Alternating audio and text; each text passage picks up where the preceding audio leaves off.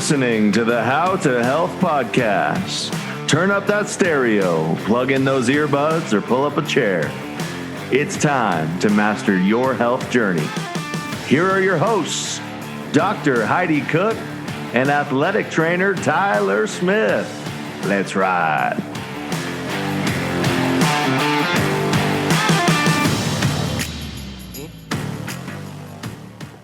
Howdy ho. Morning. How are you? Doing good. How are you? Well, you had an eventful morning. I am full of cat hair and bleeding from both arms. So yes. The story about that for all of our listeners is I have two cats. I have two cats and two dogs, if anyone wants to know. I have a giant soft spot in my heart for animals, and I have a tendency to adopt animals and bring them home without telling my wife. But that's a whole nother story that we'll get into at a later time. But my cats had an appointment this morning. And so any of you that have done this know you got to shove them in a crate and then take them to the vet. One of the cats did that miraculously. He's just like, hey, I'll walk in here. That's fine. Perfect. The cat thought she and I were in a war with each other, and one of us was going to walk out alive and the other one was not. So I'm covered in cat hair and bleeding, and that's with the assistance of my wife holding the case until finally we just crammed that little shit into the crate and she gets to go see the vet. What fun. Fun. Well, the funny part is then, like, I'm holding her and I could feel her. Her heart's going like 1,000 miles per hour. Yeah. Because she's nervous and scared. And then you take them to the vet and they're like, their heart rate's really high. And you're like, yeah, I just crammed her in there for 15 minutes. She doesn't know where she's going. That should be a given to me. I don't know what we're talking about here. So. Well, you got it done though. You know, some battle scars, but you got it done. I did. And starting a Friday off with a victory, no matter how painful, is a great way to start a Friday. So I keep looking at myself like I am bleeding. My shirt is ripped and it's covered in cat hair. This is the Friday morning I was picturing when I woke up this morning. Yeah, Gus is. He won't fight. Like, I think dogs, you know, they won't like fight you like a cat would, but Gus will just, like, if he doesn't want to do something, he'll just like roll on his back. He's like, I'm not doing it. And he just like freezes. And it's like, okay, but I'm just going to scoop you up here. Yeah, exactly. We have a dog like that too, but he's big. And like, if he doesn't want to do something, he just like a funny example is like, if you need him to move so you can get on the couch or in bed, like he will consciously like shift his weight away from where you want him to go and just be like, nope, I'm staying here for a while. So there you go. Nice. Well, way to start the day off with a victory. Winning. How was your week? You know, it was good. It's we're in the thick of it in indoor season, which is both good and bad. So there's a lot going on. It's just like, it's funny because most people normally think of like in an athletic department, like football season is like the busy time of year because you have these big events. But in the spring, we just have so much going on. We're trying to get so much stuff done that it's just one of those times of seasons of life, time of year where I'm just trying to keep my head above water. And some days I do a miraculous job of that. And some days I feel like, yeah, my head was never above water today. It was just so doing well, but I don't have to travel this week. I was in Albuquerque last week. That's so nice. Okay, this is going to probably kill us in the Albuquerque market. It probably will. But have you ever visited somewhere and like, you know, you'll use the expression like, oh, it was great for a couple days. Like it was a great weekend, but I don't know if I would live there. Yeah. I don't know if Albuquerque even hits that mark for me personally. It's like one of those ones where you're like, can I just drive through? Can I just drive straight through? Like that type of stuff. It is. Funny story. You guys will like this. We stayed in a hotel. And apparently, I mean, this just fits everything. There was a bare knuckle boxing tournament in Albuquerque, which I could not picture a better place to have a bare knuckle boxing tournament than Albuquerque, New Mexico. And there were like 5 teams staying in our hotel. Like And of course, it's like someone who, okay, I'm going to get beat up sometime in my life. It's like someone who's wearing CrossFit. Like, they're CrossFit because they have t-shirts, pants, and a backpack that all says CrossFit. And so we were there and throwing shots at everybody this time. but everyone had like, which was good and bad. They all had like their bare knuckle club shirts on, which I'm like, sure, because they're excited for their fight and everything. But it was good and bad. It was good because like you could automatically identify them as like, yep, I'm just going to be quiet and not say anything to anyone because these guys fight bare knuckle for fun. And I feel like that there's got to be a certain type of person that wants to do stuff like that. Yeah. But on the flip side, my athletes were getting breakfast and this small human being, female, walked in and really wanted breakfast and proceeded to yell at our athletes to get the F out of her way so she could get her bagel. And I was like, wow, this is just an aggressive, like, and then my athletes were, she shouldn't be able to say that. We got to say something to her. And I was like, please don't, because you're going to lose this fight. Any of us are going to lose this fight. And I don't want to pick you up off the ground and put you back together. How about we just all eat our bagels in peace? Yeah. And they were like, I got out of the way. And I was like, she's an angry human. What are you going to do about it? Just walk away. So funny. That's seriously like something that I can't remember who I was talking to about this, but it was like during this pregnancy, the only times that I have felt like rage or like just like a disproportional emotion, let's say. Like, everybody was like, oh my gosh, you're going to get so emotional. You're going to feel all of these, like emotional swings or whatever. The only time that I have felt a disproportional emotion so far in this pregnancy is when I was hungry. And that sounds like something that might happen. Like, get the fuck out of my way. I will say that individual, whatever you want to call it, I called it karma, broke her hand during her fight and lost her match. So a part of me was like, well, karma played a little backfire on you for yelling at random people to get out of your way so you could get a bagel. Yeah, 100%. The universe has our backs, my friend. Your athletes need to say shit. The universe took care of it for you. Yeah, just let it go. It'll happen. Exactly. That's so funny. Yeah, we have a friend who's from Albuquerque and he talks about it very fondly. It's probably similar to, it's not the same because the Tri-Cities is better than Albuquerque. But it's probably, how I speak fondly of the Tri-Cities when like anybody driving through would be like, what is this place? I mean, maybe I haven't been to the suburbs of Albuquerque and it's, I only go from like our hotel in uptown to downtown. Yeah. And back and forth. That's it. Yeah. And they're crazy driver. Crazy. Yeah. I was going 70 something on the highway and this car passed. They must have been doing 100. Just flying. And I was like, this is just a different world. I'm not used to this. Like, I don't know.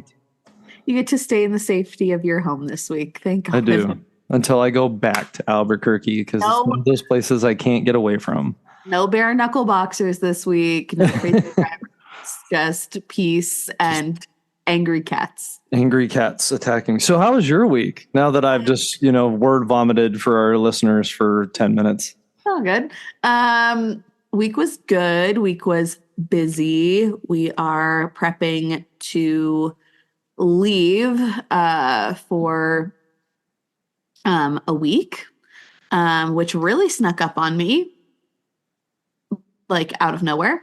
And yeah, like all of a sudden it's like, oh, we're leaving. I don't know how that happened.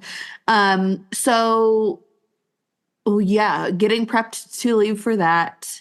And then also I feel like I hit the corner. I was like, okay, I'll focus on, everything after the holidays, which was true. Like I would argue that January was a wildly productive month. However, all of a sudden it sunk in just how busy like my next month and a half is between this trip, I come back for like 4 days. I fly to the Tri-Cities. I come back for a week. I fly to Boise to host my sister-in-law's baby shower. I come back for 4 days. I fly to Hawaii. It is gonna be some A chaos. busy human being. Yeah. So I just had my 24-week appointment yesterday. And I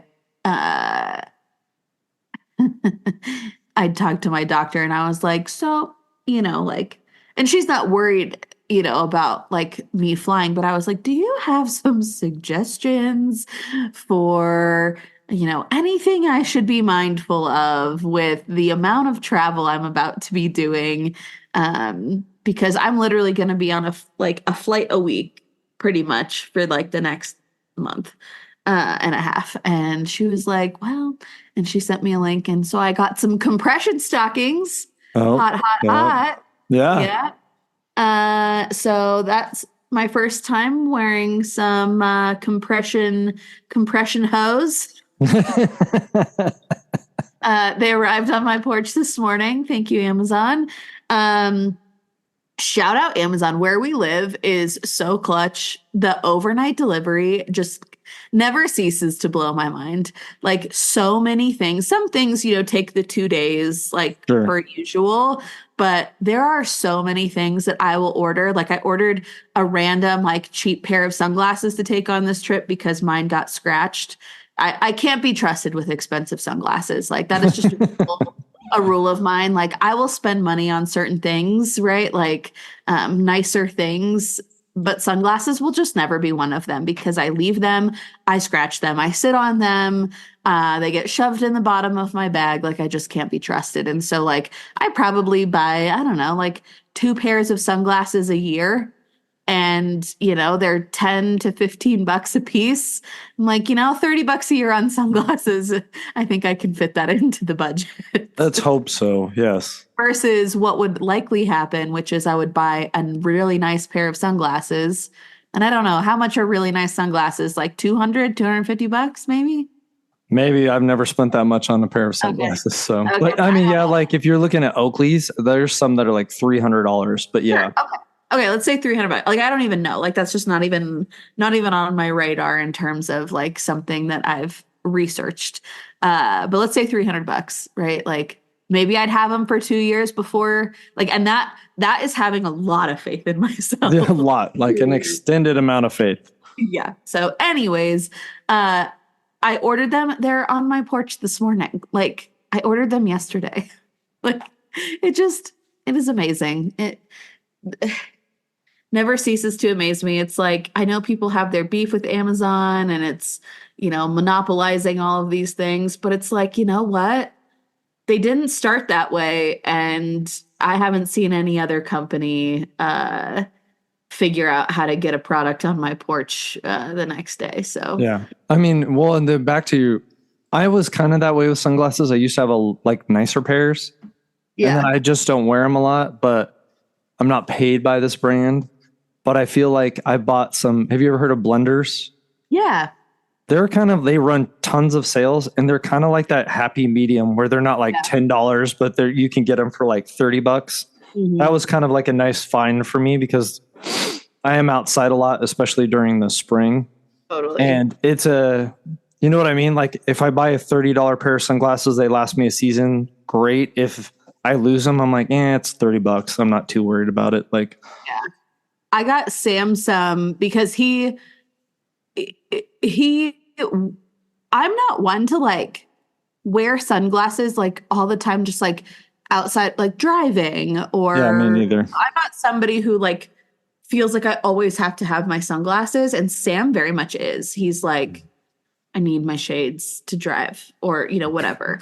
And granted, he puts in a lot of windshield time, like with his job, but he appreciates like a nice or like polarized pair of sunglasses. And so I found a brand called Knockarounds that Ooh, never heard of them. And he's been really enjoying those. So anyways, no free ads, but here's 2 free ads. Well, and the other thing about those that I probably do. It's my most mature quality is like when I see athletes buying a certain pair of sunglasses, like almost regardless of how obnoxious they look on me. Sometimes I just like to buy a pair and wear them to track meets just so my athletes can laugh at me at all times because I'll have the same sunglasses and I look absurd. I'm sure I do. But like, like the pit vipers that were really, I got like a knockoff pair of pit vipers and I just rocked them at like track meets. There you go. And the person I work with is like, "You're ridiculous. You need to take that off your face." And I was never. This is the way I'm going. This is part of my personality. And then I made up my hiking sunglasses so I could embarrass my wife. It was just full circle. It was the best $30 investment I've had in quite some time. That's hilarious. So anyways, I got some sunglasses, some really cute sunglasses with a side of compression stockings delivered to my house. Those two match. You should wear them together at all times. And yeah, so things are good. Doctor's appointment was good. The doctor, and I quote, said, "Well, that's a perfect baby." And I was like, you know what? He is. He is. I haven't met him yet, but he's there. Labeled already. Yes, he is perfect. What fruit or toy are we referencing this week? Do we know? Oh my gosh. So technically I'm not. So we're recording this. So if you were listening to last week's and you were like, I thought Heidi said she was 22 weeks last week. So typically we would have recorded this earlier in the week and I would have been 23 weeks. But I'm 24 weeks tomorrow. Saturday is the day that it switches over. So I'll catch you up on the 23-week update and the 24-week update, and we'll read 24-week update. Last I believe we were corn on the cob and Game Boy.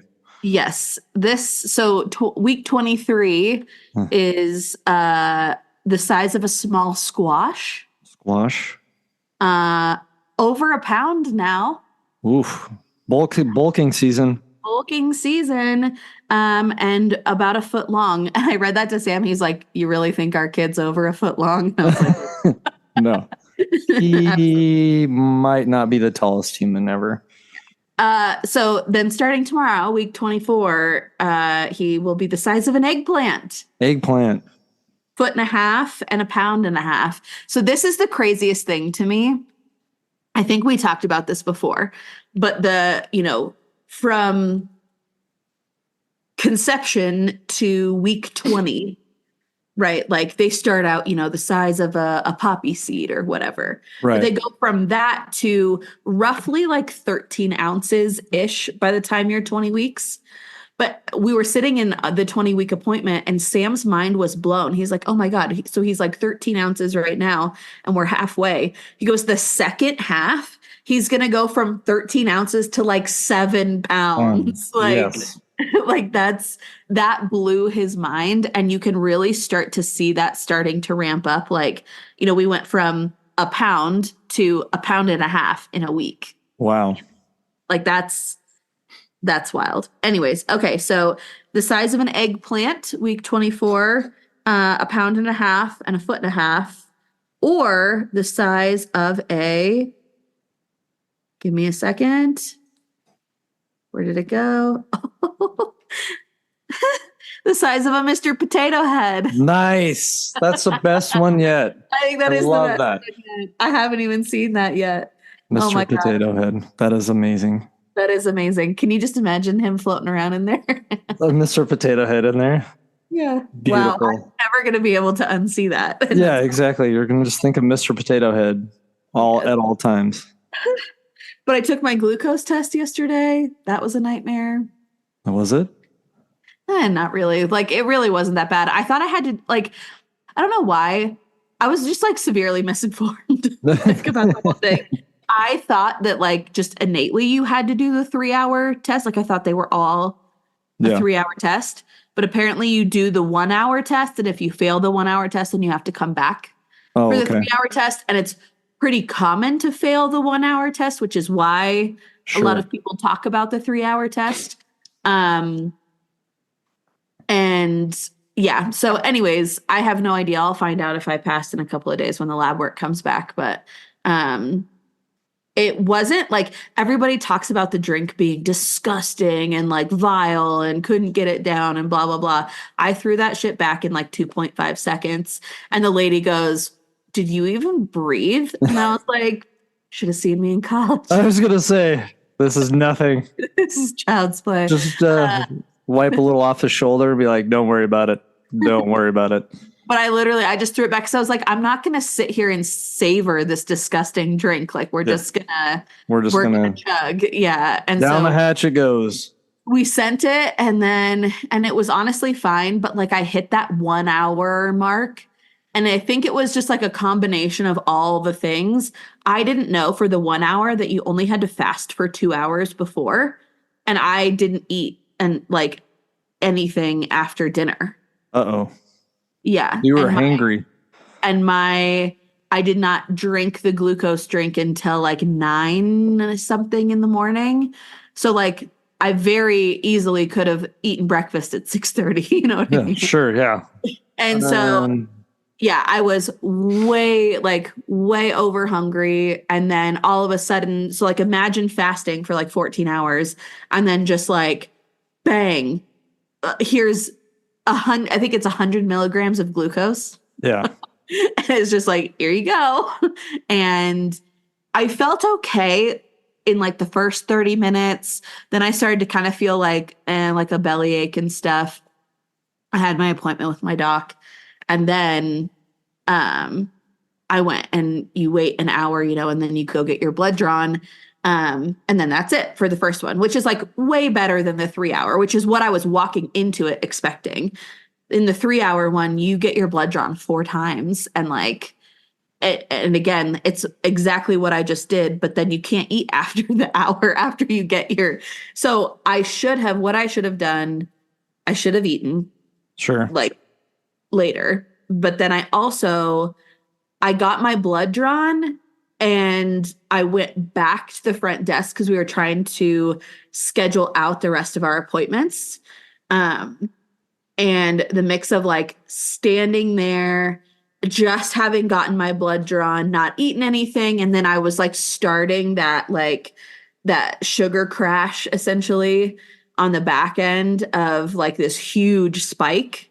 Uh-huh. And I got like immediately so clammy, like so sweaty, like lightheaded. And I was just like, oh shit. Like I thought I was going to pass out for a second.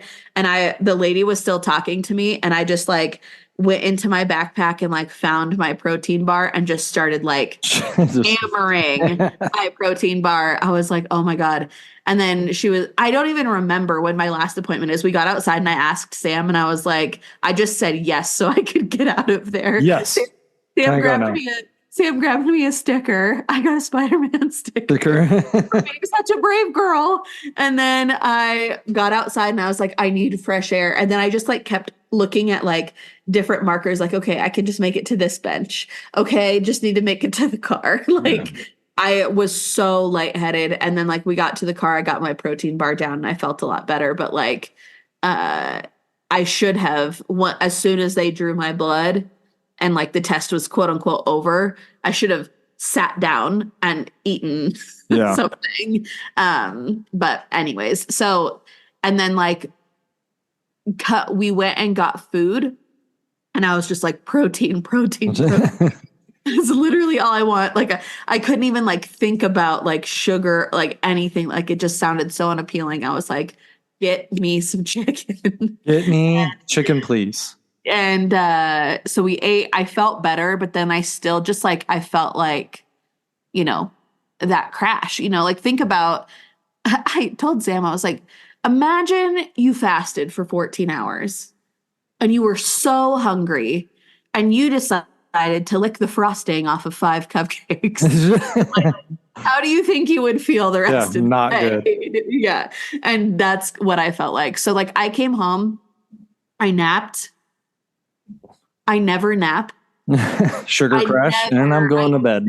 I never nap. And like even in this pregnancy, I can count on one hand, like even if I've been like really tired, like I can count on one hand how many naps I have taken. I'm just not a nap person.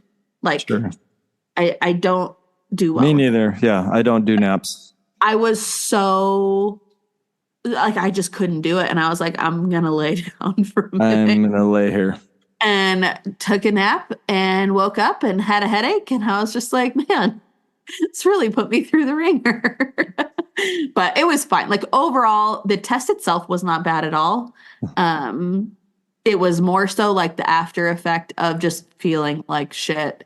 And Sam was like, what did he say? He was like, he's like, imagine there are people that just operate their entire day feeling like this because, you know, of how they choose to fuel their body and, you know, treat their body and all of those things. And I was just like, damn, I wouldn't be able to get anything done. Yeah.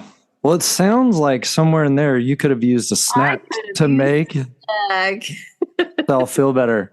That might be the best transition we've ever had. I think so. I think that one actually worked. Good job. Yeah, my protein bar snack really saved the day. So anyways, we have talked so long about nothing in this episode. But luckily the topic for today is somewhat short, so that's good. No pun intended. In my head, I was like, oh yeah, like this will be like a shorter, more succinct episode. No, we just blathered on 30 minutes. It's what happens on a Friday. We haven't talked to each other in too long, so we just get going. Here we are. Yes, we are talking about snacking today, which I'm very excited about because I feel like there's a lot of little pockets and like a lot of little questions that we get about snacking, like different little areas of that are kind of all encompassed by the snacking umbrella. Yes. And we wanted to dispel some myths. We wanted to maybe help you create some strategies if you find, or if one of your sticking points in your nutrition is not feeling good about maybe the quantity of your snacking, or feeling out of control when it comes to snacking, or all of these different things. So there's probably, I don't know, like 3 or 4 little kind of topics or pockets within snacking that we wanted to make sure that we hit, because they've just been a topic of conversation lately, whether in our coaching groups. We actually talked about this last night in our monthly reset club workshop. We talked about like nighttime snacking. So yeah, it's just been top of brain. Yeah. And I think to kind of kick us off, one of the biggest things that used to be, and I'm really hoping that it's kind of like been dispelled, but if it's not, let's just talk about it real quick, is snacking used to, or like the idea of like small meals throughout the day used to be touted as like this way to increase your resting metabolic rate into like your body gets food all the time. So it boost your metabolism. Yeah. Boost your metabolism if you eat, which I hate the word boost. Boost your immunity, boost your metabolism, boost you right in the. Yeah. But for all those listening, science has not backed up that theory as far as if you eat more small, frequent meals that you'll increase your metabolism. There are some things, obviously, that we've talked about as far as increasing lean body mass, different things like that, that will increase your just everyday metabolism. But for those of you who haven't heard or are still clinging to this, there is no scientific data that shows small, frequent meals increases your daily caloric expenditure. Yeah, I have a couple of studies that I pulled up for this. So I think the biggest thing was that like caused this myth, I guess, was this concept of what is it? The thermic effect of food. Yep. Yeah, TEF or whatever. Right. And basically like the theory was that by eating or introducing food into the system, that this thermic effect, the effect of like breaking down food and the calories that you are expending as you're breaking down food, giving your body more opportunities for this thermic effect to take place would mean an overall greater caloric burn, and like quote unquote keep the metabolism rolling is another thing that I've often heard the term of. Like, Jesus Christ, your metabolism is rolling. Like, you would not be existing if your metabolism wasn't rolling. Yes. And so it's like I get so petty feeling sometimes around like the word boost. Like, again, what the F does that mean? The keeping the metabolism rolling, turning the glutes on, like little like buzzword things that are like, your glutes aren't off. Sorry. Yeah, like, they don't shut off periodically. Your muscles don't just like, hey, unless they're severed. checking out. Yeah. Anyways, so my beef here is that your metabolism is always rolling. But the theory was that giving your body lots of opportunities to utilize this TEF would increase how much your body was expending throughout the day. But what they have found is that TEF is really just a percentage of your total caloric intake. So it matters literally zero if you are eating 6 500 calorie meals or 3 1,000 calorie meals. TEF, which is roughly 10%, is 300 calories in both cases. Yeah, right? exactly. And so not only that, but then, there's this concept of like, if I eat a lot of small meals, like I'll lose weight. And again, this was the basis of what was behind that. But then they just studied, they only studied like the result as well, like the outcome, not just the theory behind the outcome. But they have done multiple studies on, providing 3, groups where they provided 3 meals a day versus groups where they provided 6 meals a day. And there was no significant difference in the amount of weight loss, the amount of fat loss, or even appetite, because that's another thing too, is people saying that like eating small, frequent meals each day overall reduces hunger. And again, like, there's such a mixed bag. Some studies have shown that it actually increases hunger. Some studies have shown that it decreases hunger. And all that shows us is that there is such a personal difference in how we fuel our body and our body's needs. And so we're not saying this to say, don't eat small, frequent meals throughout the day, because if that works for you and you feel successful and you feel fueled and you feel energized and you like, and that works with you and your life and your hunger and your satiety and all of those things, then hell yes.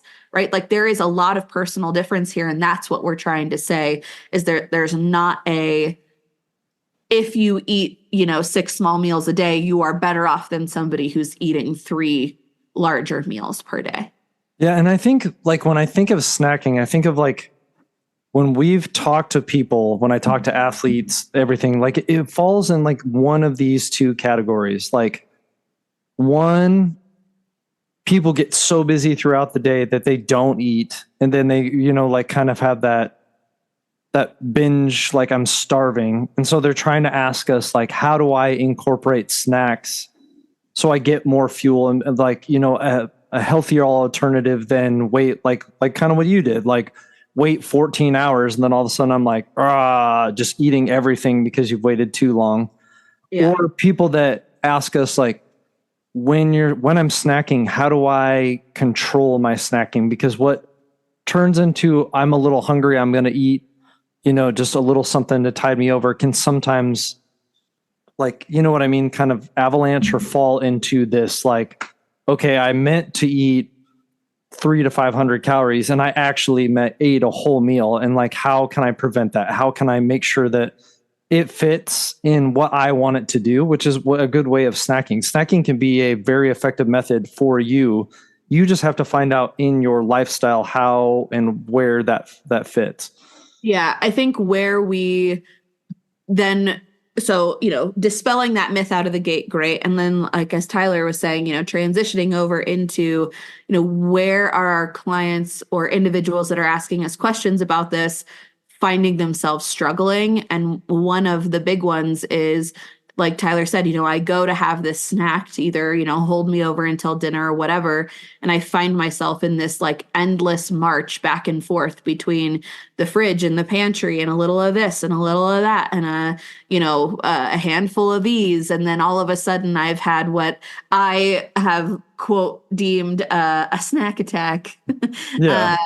And where I really see kind of two pitfalls with this, and this isn't always the case, but where I see two pitfalls with this is the point that we have gotten to before we decide that we're having a snack is we have ignored our hunger cue up until that point, right? Like we have suppressed our hunger cues, suppressed our hunger cues, suppressed our hunger cues. And finally we're like, I can't make it until dinner. I need a snack.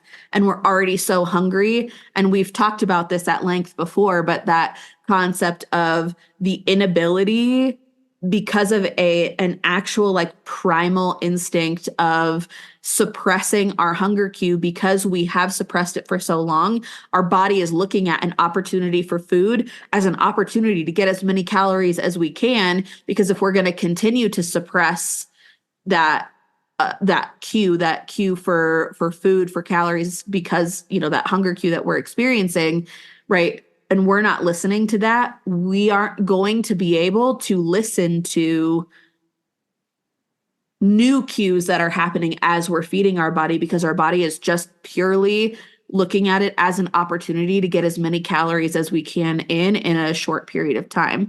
Yeah. And so that's often one thing I see is we have put that off too long. And if we really would have just moved that snack up in the timeline and like allowed that snack to happen, again, I think that goes into people wanting to avoid excess calories. Like if I can just eat lunch and then get to dinner, I'm like avoiding, eating anything in here, when in reality, just listening to your damn hunger cue, right, and responding to it would save this cascade effect that happens on the back end.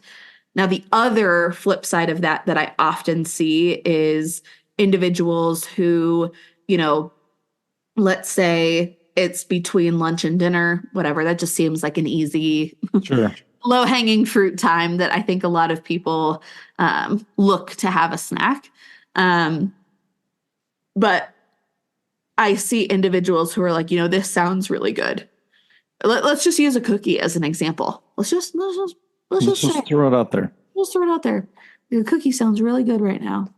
And so, you know what? I have an apple because I'm going to make a quote unquote better choice. Right. Then I have a rice cake with peanut butter. And then I have a handful of nuts. And then I have some crackers with cheese.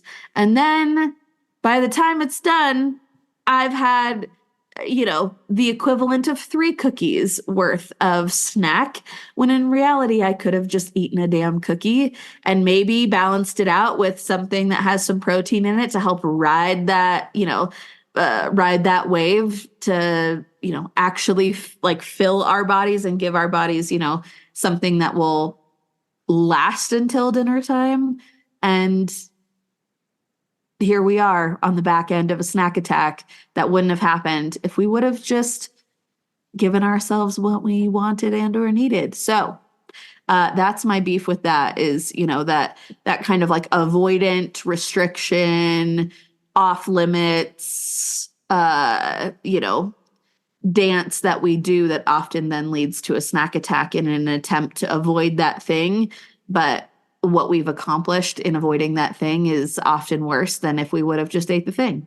Yeah. And I think in reference to that question, what things do you help or try to tell people who, we've had a lot of these discussions. Like I have a tendency to snack, or I have a tendency to want specific things. And while everything fits, sometimes people will come to us and say like, I always go for the chips. Like that's always what I want. And I need to break that habit. What kind of suggestions? I have a couple too that you usually tell people like, okay, if that's something that you're telling me, I want to kind of modify this behavior because while chips are great, you know, someone will be like, I can mow through a bag of chips a day. And I know that's not something that I want to do. I want to make a more whole food. Yeah, I just don't feel good. And I want to incorporate more fruits and vegetables, or you told me I need more protein. What strategies have you told people like, if this is you, this is some ways I would try to get, or I would try to assist you to not have that habit anymore. Totally. And yeah, like, you know, as Tyler said, chips are a great thing to have in the house, great thing to snack on. But, you know, just as anybody else, if I found my way halfway through a bag of potato chips, I'd probably feel like shit, you know? And we're all about finding ways that we can have food freedom. We can, you know, incorporate all of these things onto our table and, but at the end of the day, like making choices that ultimately make us feel good.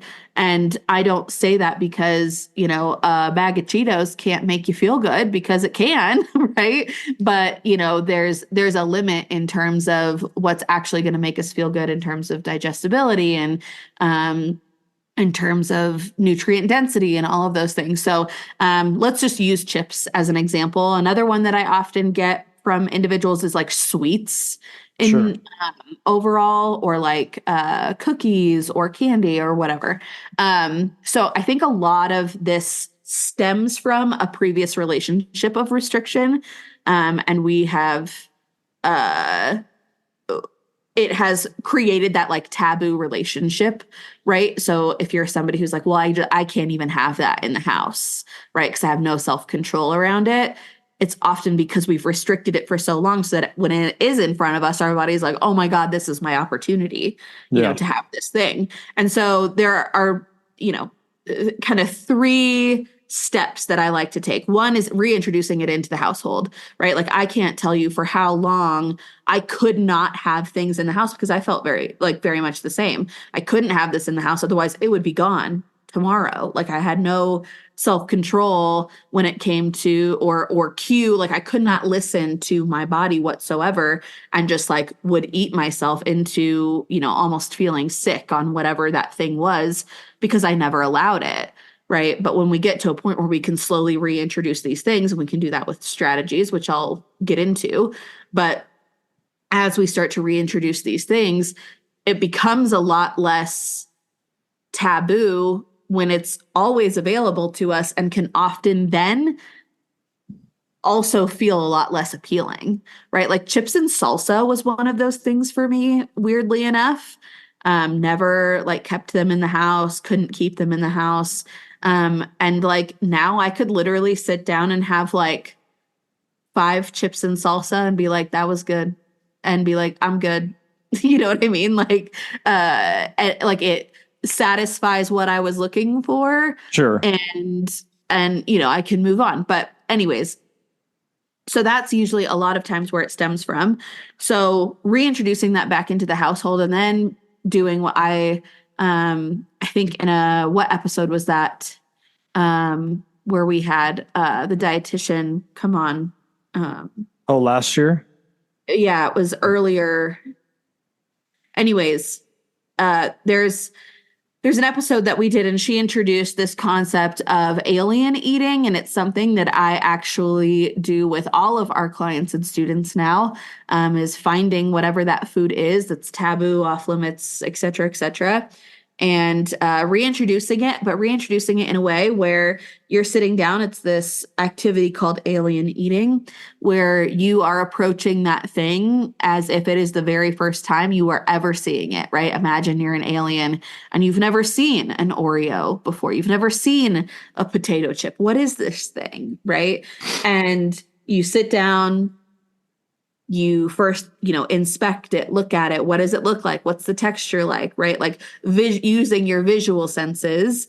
And then you can use your sense of smell. What does it smell like, right? Then utilize, you know, feel. What's the texture? What does it feel like? And then finally tasting it and really really allowing yourself to taste it. And I think for a lot of individuals, this activity breaks this bond that we have with these, arbitrary foods that a lot of people have discovered that they're like, I don't even like the taste of Oreos. Right. Yeah. Or whatever it is. Like, I didn't actually even really enjoy that.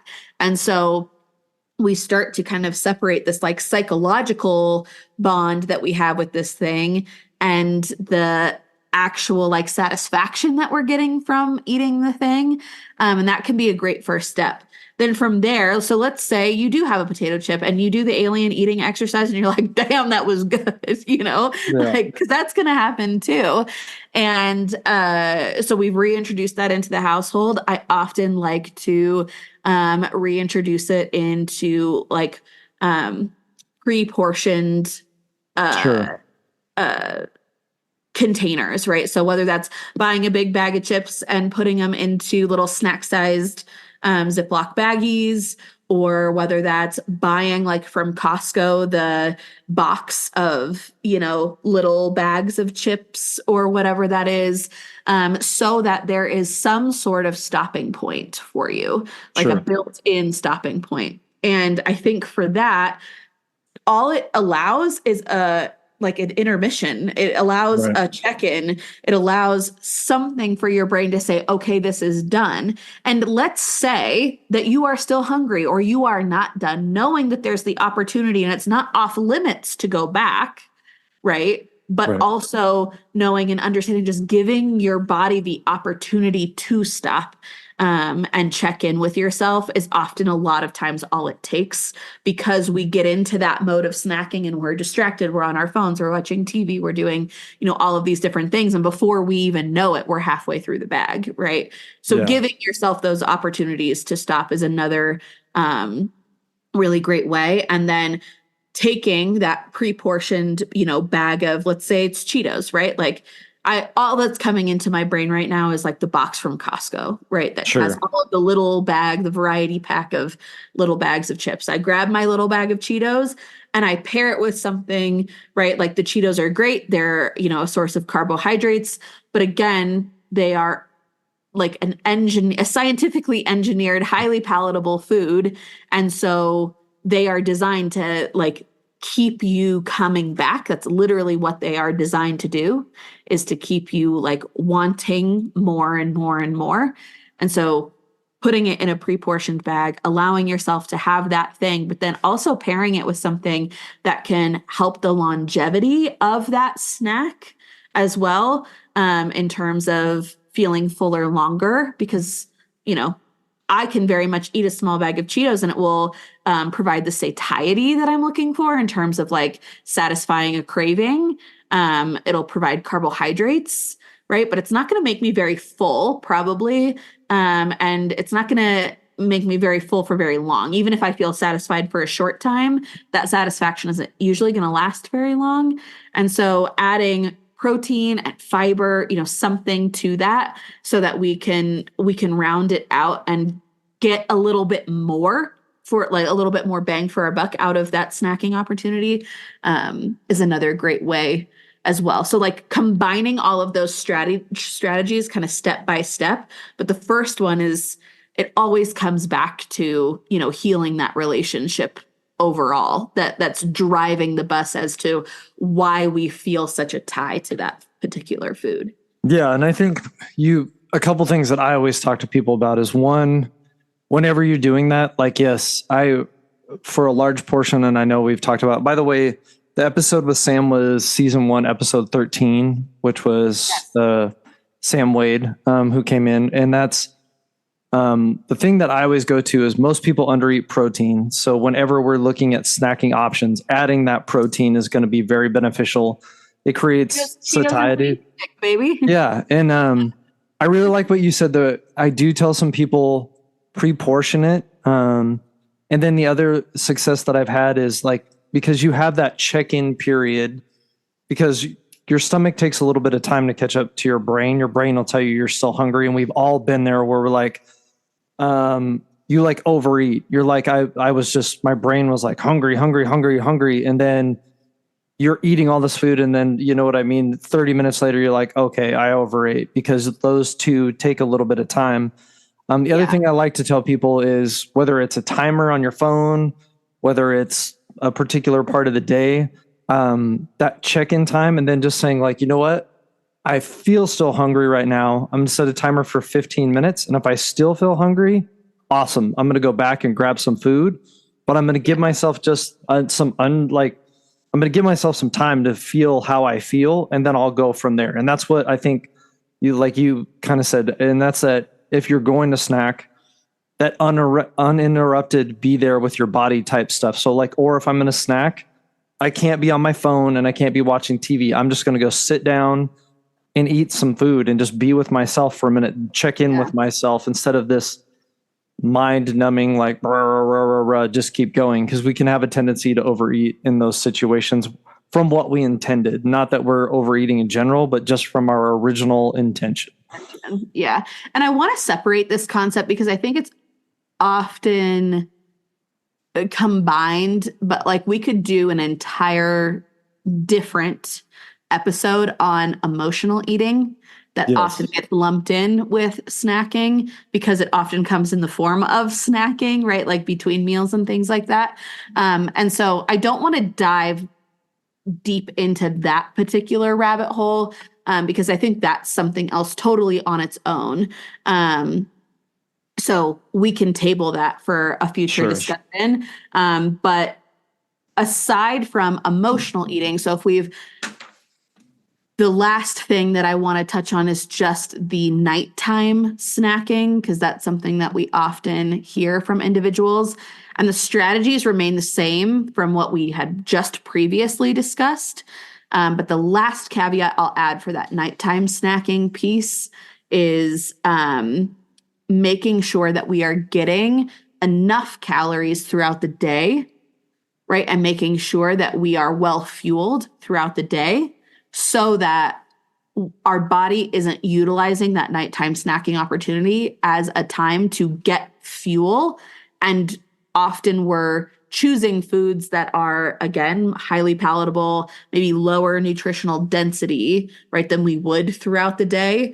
And so when our body is looking to fulfill a need on those types of foods, then we kind of run into that cascade effect again. And so, again, transitioning all of the strategies that we previously talked about to that nighttime snacking window, but then also cueing into, am I giving my body the appropriate amount of fuel, the appropriate amount of protein, the appropriate amount of food that it needs throughout the day, so that I'm not getting to the end of the day like feeling like I need to play catch up on all of the restriction that I upheld throughout the day, if that makes sense. So that's my last little caveat for that nighttime snacking, because I think a lot of time I like to often lump boredom snacking in with emotional eating. And I think we can table that all for that particular episode. And I think a lot of times, and I can be guilty of this as well, if I wake up hungry at night, that usually means that I haven't hit I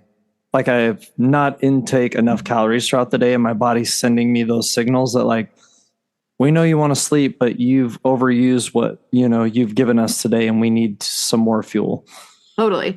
And often for me, again, the pattern that I have noticed is protein. Like if I have not prioritized protein throughout the day, because the truth of the matter is, like, I have to make a very concerted effort to get an appropriate amount of protein throughout the day.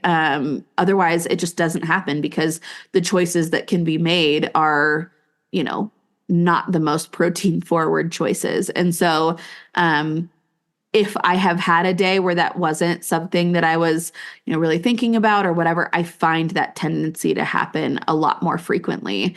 And so all of this to say, you don't recognize these patterns or see these patterns or have the opportunity to experience them unless we're doing some sort of self-reflection, right? And so just giving yourself that opportunity, asking yourself why, and maybe trying one of these strategies as a starting point can be a great place for you to start if you're noticing that, this has been a challenge for you. I feel like we're almost there, but do you want to jump into the sauna? You were really close. Let's do it. I was really close. I don't want to sum it up until we get into the sauna. Welcome, everyone. It's time to head to sauna. Let's dive in. Let's go. Okay. So, I'll wrap up my previous thought. So there you go. We're just going to continue into this. I think that, I never want, I think there's so many little caveats within this. Snacking isn't inherently bad. It can be a really great tool. I think a lot of individuals try to eliminate it in an attempt to reduce their overall caloric intake throughout the week because snacking has turned into one of these kind of negative cascade effects, and that's been their experience. But there's ways that we can overcome those cascade effects and really just allow eating to be a lot less stressful and respond to our hunger cues and give our body not only what it wants, but also what it needs. And it doesn't have to feel like I can't snack or I have to eat, all of these small meals a day or, these big black and white statements when in reality, we can flow with our body's needs a little bit as long as we've developed strategies that allow us to do that in a way that, provides our body what it needs and doesn't, create those cascade effects in the long run. Yeah, I think for me, there's nothing magical about snacking. No. I wish there was, because that would make, everyone's life a little bit easier, but that's just not how our bodies work, which is okay. I think this is a great opportunity. If you have any questions about this, we've helped a lot of people with this, but snacking, like everything we do, is individual, and how that's going to look for you is going to be different than it looks for Heidi, for myself, or your neighbor. So the idea of playing with it, being open to it, and then reevaluating it is going to be the best way to integrate it into your life, so it works for you. 100%. Absolutely. It's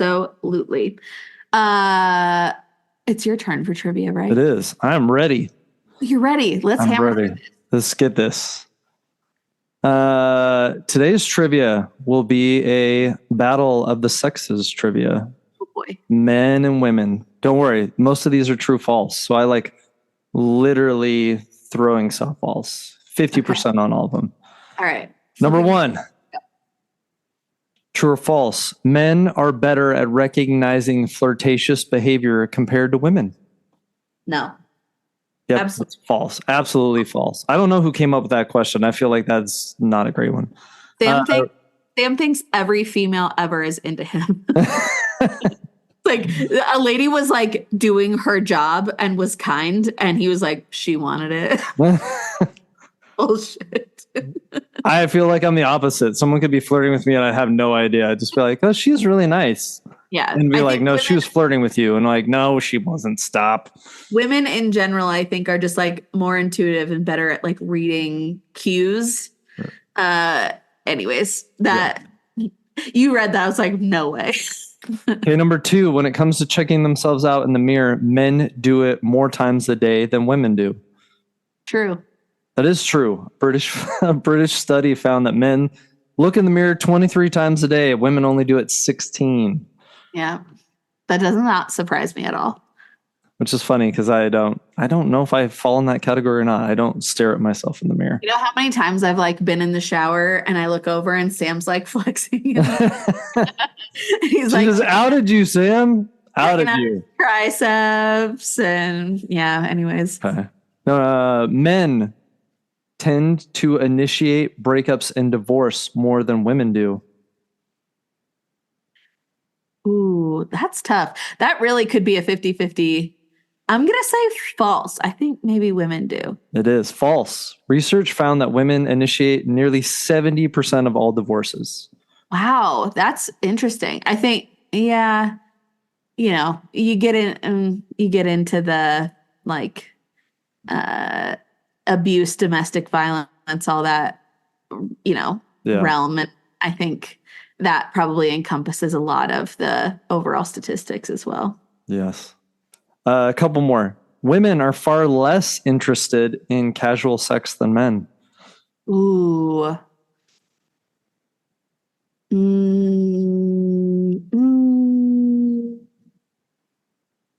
I feel like this is going to be a trick question. Also, how did they measure this? What age were the women? That's the other thing. I don't know. I'm going to go with false. It is false. Okay. Yeah. Women are less interested, but not by much. It's about pretty close. So, pretty close. Huh.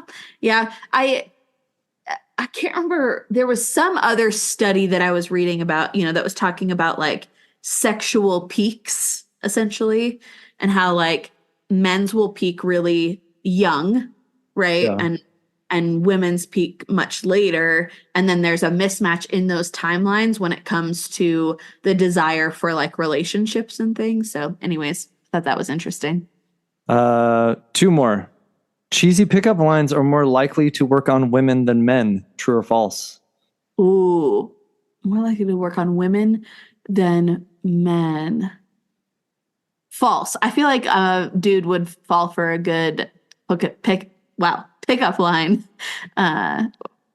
This is actually true. This is the only one you've missed so far. Studies find that cheeky, easy pickup lines may fall flat, but they do lead into conversation and more short-term hookups than if not used. Okay. There we go. Last one. When it comes to gossip, women do it more often than men. Ooh, that's tough. I want to say yes, like my guttural reaction is yes, but also I know how much chit chat goes on at my husband's job. And it is a very male dominated company and they're chitting and chatting. So I'm going to say false. It is false. On average, men spend 67 minutes a day chatting and gossiping to women's 52 minutes a day. I see that. I see that. I see that. That is a true statement. Anyways, well, that was some fun trivia. I liked that. Nicely done. Good find. Yes. Okay. I hope everybody has a great week and enjoy your snacks this week. I will. Have a great week and thank you for listening.